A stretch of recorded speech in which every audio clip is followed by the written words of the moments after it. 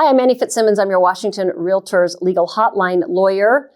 There is confusion right now in the industry stemming from a fact that every broker seems to know, which is that a broker cannot represent a buyer, cannot provide brokerage services to a buyer client until that buyer has signed a buyer brokerage services agreement with the buyer broker, setting forth the terms of the brokerage services agreement. And then along comes the NAR rule, which says almost the same thing a little differently. The NAR rule says that a buyer broker, the broker who's representing the buyer, must have a brokerage services agreement in place with the buyer before touring a home. Those are the words from the NAR rule, that before a buyer broker can tour a home with a buyer, they must have a buyer brokerage services agreement. Here's the confusion. Listing brokers are asking the following question. So when I get a sign call, I have a listing, a buyer calls me based on my sign or advertising. They want to see my listed home. Can I show them the home without having them sign a BBSA? Or must I have this buyer who's called off of my sign? Buyer says I'm unrepresented, or my broker's not here, or whatever it is that the buyer says.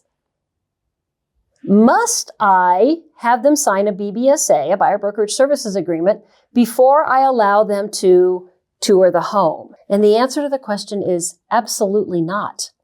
Listing brokers, you represent the seller. Your client is not the buyer. Your client is the seller. And you already have a brokerage services agreement in place with your seller. It's the listing agreement. If you enter a brokerage services agreement with that buyer, you've just turned yourself into a dual agent. And if it's not your intention to become a limited dual agent, or if both seller and buyer have not consented in writing to you becoming a limited dual agent, then you cannot be a limited dual agent. If your goal is to represent the seller exclusively, then your requirement to have a services agreement with your client is already fulfilled because you have the listing agreement. As the seller's agent, your job is to market and sell the property. So when you have a buyer who comes to you and says, I'm interested in your seller's property, the only thing you ask that, well, I shouldn't be so flip. Of course, you have to ask that buyer, are you represented? Who's your broker? You're going to go through all of those questions. But when that buyer says, I'm unrepresented and I want to be unrepresented, you're just going to say, great, let's go look at the house, because that's your job, is to sell seller's home. Another question that evidences a little bit of confusion is brokers will say, okay, I'm the listing broker. I get that I can show the home to the unrepresented buyer, but what about when they want information? What about when they want to know, they want a copy of the seller's Form 17, or they want some other information about the property itself? Can I give them that information without first having them sign a buyer brokerage services agreement? Yes, because you represent the seller exclusively in that scenario, and you already have the services agreement in place with your client, the seller. At no point will you enter a brokerage services agreement with a buyer if it is your goal in the transaction to represent the seller exclusively. I'm going to say that again. If you have a listing agreement with a seller and it is your goal to represent the seller exclusively, you will never enter a buyer brokerage services agreement with a buyer. Nevertheless, if an unrepresented buyer comes along and wants to see the property, you will show it. If they want to get information about the property, you'll provide it.